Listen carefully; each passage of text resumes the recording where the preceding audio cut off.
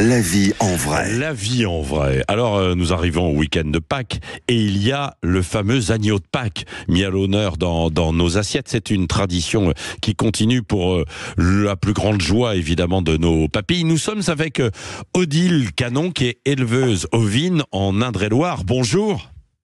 Bonjour. Bonjour. Patrick Roger. Vous vous êtes spécialisé, alors c'est ça, dans la production ovine, et notamment en vue de l'agneau de Pâques? Voilà, c'est ça. Donc moi je suis agricultrice, on élève des moutons et pour nous Pâques c'est vraiment un grand moment pour la commercialisation de nos animaux. Voilà, c'est ça. Alors vous travaillez en coexploitation, si je puis dire, en GAEC, c'est ça, avec votre mari, et vous avez des employés aussi. Expliquez-nous, voilà, racontez-nous votre exploitation alors. Alors voilà, moi je suis à une demi-heure au nord de Tours, là dans un paysage un petit peu vallonné. On a une ferme avec, donc on est associé avec mon mari, on a 2 salariés. Notre ferme, c'est des champs cultivés avec des céréales, du colza, puis aussi des pâtures, puisque nos moutons sont, on va dire, 10 mois sur 12 dehors à l'herbe. Oui, c'est ça. Vous avez combien de moutons, combien de brebis et de béliers ? Alors pour un élevage, on va parler plutôt des animaux, des brebis. Donc on a 700 brebis et 15 béliers. Ah quand même. Et tout ça, ça fait à peu près plus de 1000 agneaux par an. Ah d'accord, 1000 agneaux par an. Et alors, comment faites-vous pour tomber justement au moment de l'agneau de Pâques et de mener cet élevage, quoi, pour que ce soit prêt dans les temps, quoi. C'est un peu un défi, non? Oui, non, bah oui. C'est une très bonne question, parce que bon, je ne veux pas être trop technique à cette heure-là de la matinée, mais généralement, donc les moutons ont plutôt leurs petits au printemps.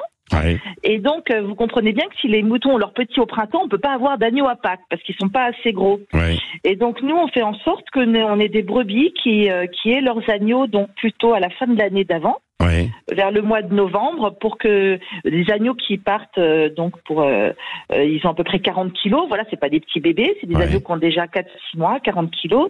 Et donc, il faut que les brebis mettent bas et leurs petits à la fin de l'année. Donc, on s'arrange pour que, voilà, au mois de juin, on va les mettre les béliers avec les brebis. Et certaines races de brebis, celles qui peuvent avoir des bébés à cette époque de l'année. Dites-moi, il doit s'en passer des choses au mois de juin dans les prairies, quoi, hein? Ouais, ça se passe plutôt en fin de journée. Hein. On a du mal à voir les béliers. Oui. Comment vous vous y retrouvez avec 700 brebis là? Vous ne pouvez pas les appeler toutes les unes par les autres par leur petit nom. Parce que je sais qu'il y a un nom par brebis normalement, non? Alors, il y a plutôt un numéro. Hein, un numéro. En France, on est comme très encadré. Donc ça, c'est aussi pour assurer la qualité des produits et la sécurité du consommateur. C'est-à-dire que si jamais il y avait un problème au niveau d'un consommateur, on peut remonter jusqu'à l'animal pour voir où il y a eu un problème. Ouais. Et pour revenir sur la question de la gestion des moutons, on est équipé en fait de boucles électroniques là au niveau de l'élevage, et on est équipé pour que quand nos brebis sont amenées, on est amené à les trier. Et en fait, on a des outils qui vont nous permettre d'aller plus vite. Ouais. Dites-moi, Odile, vous faites ça depuis de nombreuses années. Vous avez une petite cinquantaine, hein, on va dire ça comme ça. Oui, c'est gentil. Voilà. Bon, vous êtes en exploitation depuis toute jeune ou pas? Non, alors moi, je suis venue à Paris. Dans le 15e, donc autant vous dire que j'y connaissais rien à l'agriculture. Et puis les hasards de la vie, les études m'ont fait rencontrer mon mari qui est lui-même fils d'agriculteur, mais ses parents sont dans l'Aisne, en Thiérache. Ouais. Et il se trouve que c'est son frère qui a repris la ferme familiale. Et donc mon mari, finalement, quand même, ce virus de l'agriculture lui a pas passé. Donc on a cherché une ferme. C'est d'abord lui qui est devenu agriculteur. Moi, j'ai travaillé à Tours, puisque notre ferme est à côté de Tours. Et puis à un moment donné dans notre vie, on avait les enfants. On a dit quand même, faut profiter du cadre exceptionnel qu'on a à la campagne. Et donc moi, je suis revenue sur la ferme. Et c'est à ce moment-là, en fait, qu'on a développé les moutons, qui était quelque chose que mon mari appréciait.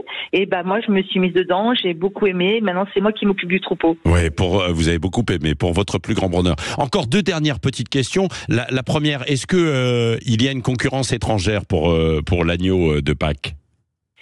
Alors oui, il y a une concurrence étrangère, et j'ai envie de dire, je veux pas choquer mes collègues, mais quelque part on en a besoin parce que sinon on n'aurait pas assez d'agneaux en France. Il faut savoir qu'en fait, la filière elle a tellement souffert en France dans les années 70-80, au moment de l'arrivée de la Grande-Bretagne, du Royaume-Uni dans la communauté européenne, qu'en fait la production a vraiment chuté. Et aujourd'hui, 45% de la viande d'agneau est française en fait sur l'année. Bon, donc on n'a pas assez d'agneaux français, mais privilégié quand même ça.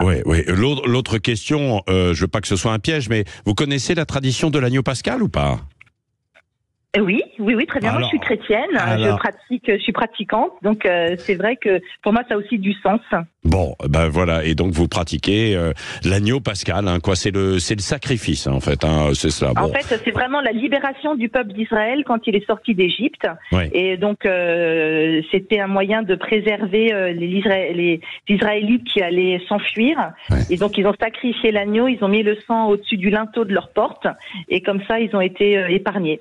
Ben voilà, merci pour cette petite leçon d'histoire au passage. Voilà. Bon week-end à vous, le week-end qui arrive évidemment, qui est particulièrement important pour vous, pour l'agneau de Pâques. Je suis sûr que ça va donner des idées à certains là qui vont se dire tiens oui c'est vrai j'y avais pas pensé, mais ce week-end si on se faisait un petit agneau pascal. Merci Odile Canon, éleveuse ovine en Indre-et-Loire.